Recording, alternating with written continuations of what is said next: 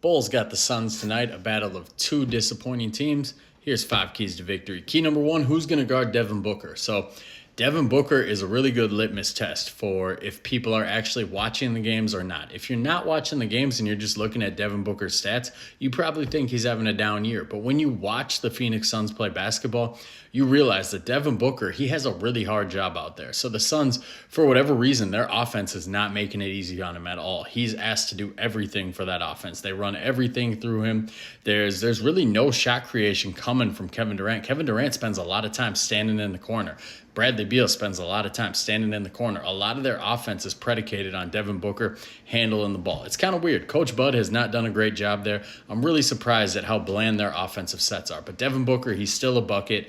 What was it, 2-3 years ago, he dropped 51 on the Chicago Bulls. So don't be surprised if he does that again, because our defense is not nearly as good this year as it was 2 or 3 years ago. So who's going to guard Devin Booker tonight? It's probably going to be a mixture of Ayo Dosunmu and Lonzo Ball. Probably not going to go that great. Key number two, who's going to guard Kevin Durant? So KD, like I said, the Suns, they do a lot of weird sets where he just stands in a corner or he just spaces out for three. They don't really get him running off a lot of action off ball like you would think they would do with a scorer like that. He still gets his points, but when you watch Kevin Durant these days, it's clear he's not the player that he used to be. He doesn't have the same impact on the game. So that being said, he's still a really fucking good player, and the Bulls have nobody to guard him. What I'm hoping they do is I hope they let Modest Buzelis and Julian Phillips get the bulk of it, because those two guys, no, they're not ready. They're not nearly ready, but they're young, they're hungry, they play with a chip on their shoulder, and they got to get these reps. Key number three, can Coby White break out of this slump? So when Zach LaVine got traded, we all thought Coby White was going to be the guy who steps up. That's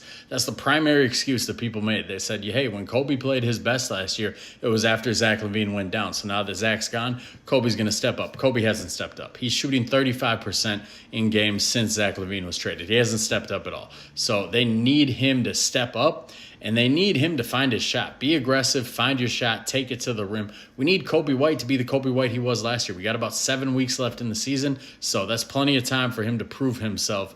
And I hope I see it, man. I know that I've come across as a Coby hater this year. I've just been really disappointed by him. Key number four, Josh Giddey. Can he keep it up? If you want to talk about guys who've stepped up since Zach LaVine got traded, Josh Giddey is at the top of that list. He's averaging 18 points, 8 rebounds, 4 assists a game since Zach LaVine got traded, shooting 49% from the three, or not 49% from three. It's 49% from the field, 48% from three, which is still damn good.